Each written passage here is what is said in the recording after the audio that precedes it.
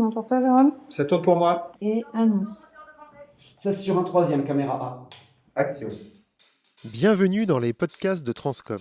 Avec Jérôme Gallioz, Et Julien Pichard, nous sommes réalisateurs mais aussi producteurs et on vous parle de ce qu'on filme de ce qu'on vit. et de ce qu'on retient.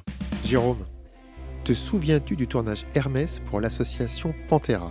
Ah oui, on filmait la fabrication d'objets d'artisanat d'art qui allaient être mis aux enchères dans un but caritatif pour la sauvegarde des grands félins. Oui, des pièces uniques. Il y avait un vase, une montre, un sac. Et une boîte en cuir avec une lithographie à l'intérieur. Exactement. Et cette litho, qui était tirée d'une peinture de Robert Dallet, était imprimée chez Idem. Alors Idem, c'est la toute dernière imprimerie parisienne à faire de la vraie lithographie. Donc on tourne chez eux, on prépare les cadres, les lumières, moteur, action, et puis entre deux prises, tu discutes avec le directeur, c'est ça ? Oui, et il me dit comme ça, « Oh, je fais aussi galerie, j'expose des artistes qui viennent dessiner des œuvres originales directement sur les pierres pour être ensuite lithographiées. » Alors on discute, et il me demande ce que je fais comme type de film. Et là, tu lui parles de ton long métrage, La vie rêvée de David L. Oui, notre premier long que j'ai co-réalisé avec Paul Lé.